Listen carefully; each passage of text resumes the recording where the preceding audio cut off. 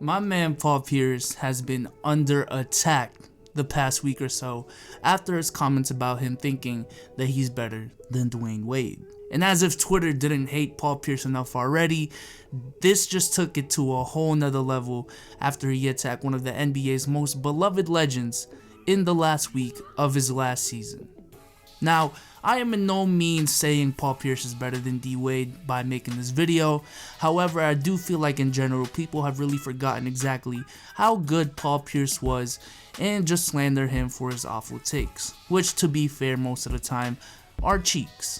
And today I just want to talk about some of the instances in Pierce's career where he went toe-to-toe with some of the NBA's elite and held his own. As I believe aside from his competitive nature, this is a big reason as to why he would even say what he did. But before we get into the rest of the video, just a quick shout out from our sponsors over at SeatGeek.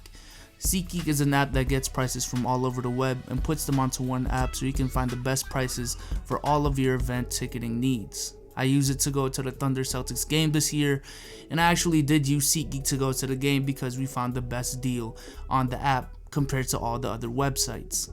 So you can check your seat before you go, check prices with ticket fees included, and the app is just a very simple and intuitive app to use. And thanks to the people over at SeatGeek, you can use the code BSouls for $20 off your first order. Check the description for links to download the app on your iOS or Android device. Paul Pierce versus LeBron, Game 7. Arguably the most important game of Paul Pierce's career, and he showed up big time. It was Game 7 of the 2008 second round in the playoffs with a chance to go to the Eastern Conference Finals. Now a lot was on the line for this game. Aside from the series itself, win or go home, if the Celtics lost, they would be considered one of the most disappointing teams of all time. And at the same time, LeBron had a chance to further cement his legacy after leading the Cavs to the finals the year before by beating one of the most stacked teams of all time in the 2008 Celtics. And man, did the two duel it out that night. LeBron James carried the load for the Cavs, putting up 45 points, 6 assists, and 5 rebounds on 48% shooting from the field.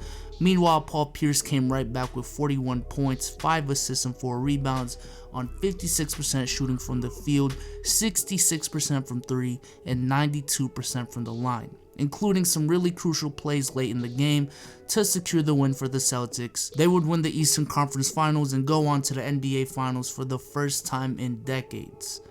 Now, for those who are saying, man, Pierce had a better team though. I agree, he did have a better team. But if there was one night that year where he really did need to carry, it was this one. As that night, KG would only score 13 points on 38% shooting from the field, Rondo would only contribute 8 points on 36%, and Ray Allen would only score 4 points on 17% shooting from the field. But my man Paul Pierce pulled through that night though. Paul Pierce versus Allen Iverson, 2002 first round. In my opinion, one of the most underrated playoff performances in league history. Paul Pierce versus Allen Iverson in 2002.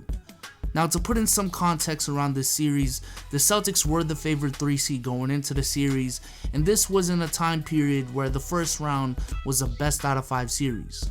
But we know Allen Iverson at this time as well was nothing to play around with. This man led the Sixers to the finals the year before, and it wasn't going to be an easy battle. And it definitely wasn't, as it went all the way to 5 games as the two stars dueled it out. The only thing is, Paul Pierce completely dominated the series, and I would even say flat out outplayed Allen Iverson in the series, as Allen Iverson would average 30 points, 4 assists, and 4 rebounds on 38, 33, 81 splits, while Pierce would combat it with his own 30 points, 9 rebounds, 4 assists on 45, 47, 84 splits, including Game 5 where he dropped a ridiculous 46 points, 6 assists, and 4 rebounds on 64% shooting from the field, 80% from 3, making 8 of them, and 86% from the line. Paul Pierce was simply spectacular that series. Probably the best series he's ever had in his career, statistically speaking. Paul Pierce versus Dwight Howard, 2010. The year is 2010. The Celtics were bounced out in the second round the year before by the Orlando Magic. And here they are going to the Eastern Conference Finals the year after against the same team. Mind you, at this time, the Celtics were underdogs and were considered old. Let's also remember that Dwight Howard at this time was considered a consensus top 5 player in the league and was dominating the league to the point where he was getting Shaquille O'Neal comparisons.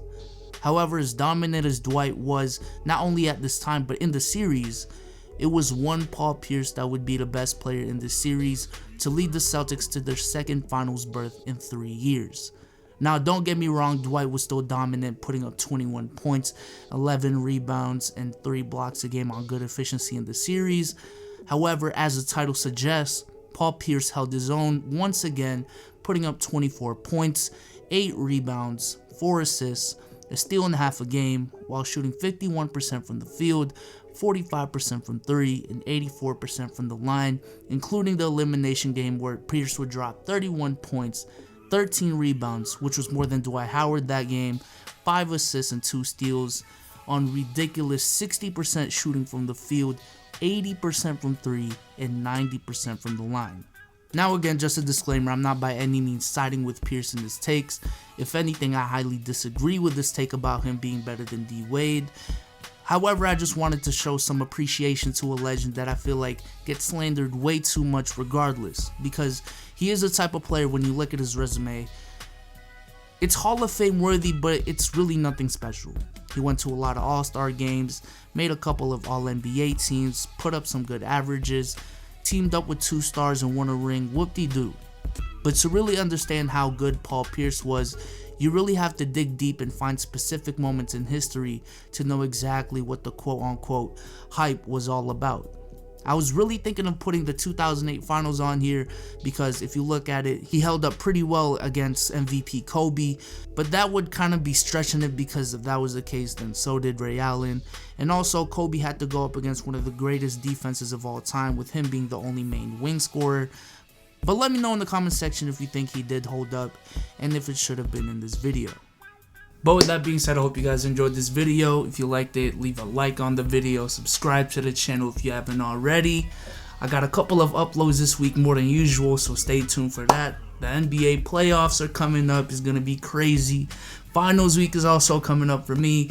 That's going to be crazy. But once again, like I said in my last video, once we clear that schedule, I don't know what the fuck I was trying to go there.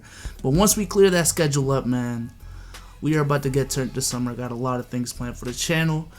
I know it's been kind of stagnant as of lately, but I got y'all. But with that being said, I hope you guys enjoyed this video, and I'm out. Peace.